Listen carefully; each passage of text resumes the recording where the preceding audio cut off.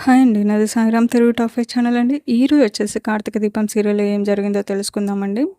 జ్యోత్స్న నిశ్చితార్థం ఆగిపోవడానికి కారణమైన దీపాన్ని సుమిత్ర దారుణంగా తిడుతుంది. ఇన్నాళ్ళు కన్న కూతురులా చేసుకొని ఒకేసారి అనాథని చేసి మాట్లాడుతుంది. అయితే గౌతమ్ అనే వ్యక్తితో జ్యోత్స్న నిశ్చితార్థం అవుతున్న సమయంలో అతను అమ్మాయిలను మోసం చేసేవాడని చెప్పి ఎంగేజ్‌మెంట్‌ని అడ్డుకుంటుంది. దీప చెప్పేది నిజమే అయినా ఆమె దగ్గర సరైన ఆధారాలు లేవు కాబట్టి దాంతో నీ దగ్గర ఆధారాలే లేనప్పుడు ఎలా నువ్వు ఎంగేజ్‌మెంట్‌ని అడ్డుకుంటావని, పైగా గౌతమ్ చెంప పగలగొడతావని సుమిత్ర మండిపడుతుంది. ఇకపై తనతో మాట్లాడొద్దని షరతు పెడుతుంది. అలాగే దశరథ్ కూడా తన కూతురి ఎంగేజ్‌మెంట్ ఆగిపోయిన బాధలో దీప, కాంచనతో మాట్లాడడం మానేస్తాడు. ఇక దీప ఇవన్నీ తలుచుకుంటూ కుమిలిపోతుంటే కార్తీక్ బాబు ధైర్యం చెప్తాడు. గౌతమ్‌ని కొట్టకుండా నువ్వు ఏం చేసినా అంతా మంచిగానే ఉండేదని, అసలు మోసగాడైన గౌతమ్ తప్పించుకునేవాడు కాదని కూడా కార్తీక్ బాబు దీపకి వివరిస్తాడు. అయితే శివనారాయణ మాత్రం ఏకంగా దీప, కార్తీక్ బాబుల రెస్టారెంట్‌కి వెళ్ళి మరోసారి మండిపడతాడు. అప్పటికే జ్యోత్స్న దీపపై ఎక్కించి చెప్పిన మాటలకి దీపపై దారుణంగా సీరియస్ అవుతాడు. మా అందరికి విషం ఇచ్చి చంపేసేయ్ అంటూ దారుణంగా దీపపై మాట్లాడతాడు శివనారాయణ. అయినా గౌతమ్ మంచివాడు కాదు కాబట్టి ఎంగేజ్మెంట్‌ని అడ్డుకున్నానని చెప్పడంతో శివనారాయణ ఇంకా మండిపడతాడు. అసలు నీ దగ్గర గౌతమ్ అమ్మాయిలతో తిరుగుతాడని ఏం ఆధారం ఉందని, కనీసం ఒక్క ఫోటో అయినా ఉందా అంటూ ప్రశ్నిస్తాడు. ఇక దీప శివనారాయణకి నిజం తెలియజేసేందుకు ప్రయత్నిస్తుంది. వెంటనే గౌతమ్ కడుపు చేసిన పని మనిషి ఇంటికి బయలుదేరుతుంది.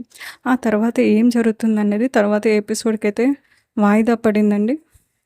ఎలాగైనా గౌతమ్ మంచివాడు కాదనే విషయాన్ని తెలియజేసేందుకు దీప ప్రయత్నిస్తుంది. ఇప్పటికే సుమిత్ర, శివనారాయణ గౌతమ్ విషయంలో సాక్ష్యం అడుగుతుండడం, పక్కా ఆధారంతో రుజువు చేసి చూపించు అని సవాల్ విసురుతుండటంతో దీప సీరియస్‌గా తీసుకుంటుంది. ఇప్పుడు ఇక తను గౌతమ్ మోసగాడని రుజువు చేయకపోతే ఇక ఎప్పటికీ శివనారాయణ కుటుంబం తనను, కార్తీక్‌ని నిందితులుగానే చూస్తారని భావిస్తుంది దీప. దీంతో గౌతమ్ మోసం చేసిన పని మనిషి రమ్య కోసం వెతుకుతుంది. ఇక తన అడ్రస్ తెలుసుకొని మణికొండలోని కొత్తపేటకు వెళ్తుంది. తను వెళ్ళే క్రమంలోనే రమ్య ఎదురవుతుంది దీపకి. దీప రమ్యను కలిసే కంటే ముందే శివనారాయణ అల్లుడు శ్రీధర్ దీపకి ఎదురవుతాడు. ఇక సూటిపోటి మాటలతో ఆమె మనసుని ఇబ్బంది పెడతాడు.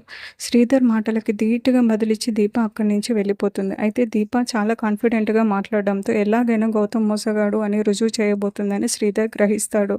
దాంతో దీప వెంటనే ఫాలో అవుతాడు. ఇక దీప రమ్యను కలిసి గౌతమ్ గురించి చెప్పిన మాటలన్నిటినీ వింటాడు. వెంటనే శివనారాయణ భార్య పారిజాతంకి ఫోన్ చేస్తాడు. దీప ఒక అమ్మాయిని కలిసిందని చెప్తాడు. బహుశా ఆమె గౌతమ్ మోసం చేసిన అమ్మాయి కావచ్చు అంటూ మ్యాటర్ లీక్ చేస్తాడు. దీప నువ్వు ఎలాగో ఏం చేయలేకపోతున్నారు, కానీ దీప మాత్రం ఆ గౌతమ్ని చెడ్డవాడని రుజువు చేసేందుకు సాక్ష్యం కూడా సిద్ధం చేసిందని చెప్తాడు. అయితే అక్కడ ఫోన్ లిఫ్ట్ చేసింది మాత్రం పారిజాతం కాకపోవడం గమనార్హం. అయితే ఫోన్ లిఫ్ట్ చేసింది జ్యోత్స్న. శ్రీధర్ మామ చెప్పిన విషయాలన్నీ జ్యోత్స్న వింటుంది. ఇన్ఫర్మేషన్ ఇచ్చినందుకు ధన్యవాదాలని చెప్పి ఫోన్ కట్ చేస్తూ ఉంటుంది. ఇక గౌతమ్ మోసం చేసిన రమ్య ఆచూకీ కోసం చూస్తున్న సమయంలో రమ్యని దీపక్‌కి కనిపిస్తుంది. ఇక గౌతమ్ నిన్ను ఒక్కదాన్నే కాదు చాలామంది అమ్మాయిలను మోసం చేశాడని చెప్పి గౌతమ్‌కి తగిన గుణపాఠం చెప్పాలని తన వెంట పెట్టుకొని శివనారాయణ ఇంటికి వస్తుంది. వచ్చి రాగానే శివనారాయణ దీపపై మండిపడతాడు. ఈ ఇంటి గుమ్మం తొక్కొద్దు అని చెప్పినా వినవా అంటూ దీపపై అసహ్యించుకుంటాడు. కానీ దీప ధైర్యంగా మాట్లాడుతుంది. సాక్ష్యం లేకపోతే నిజాలు నీటి మీద రాళ్ళ వంటివని అంటుంది. ఇప్పుడు ఇప్పుడు సరైన సాక్ష్యంతో వచ్చానని చెబుతుంది.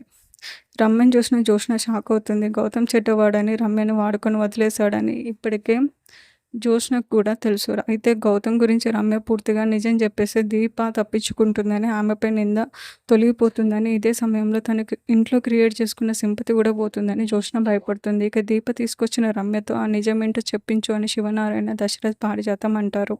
ఇక దీప రమ్యతోని కడుపులో పెరుగుతున్న బిడ్డకి తండ్రి ఎవరో చెప్పు అని అంటుంది. కానీ రమ్య నిజం చెప్పడం కోసం తటపటాయిస్తుంది. రమ్య నిజం చెప్తుందని, లేదంటే DNA టెస్ట్ చేయించాలని దీప అడుగుతుంది.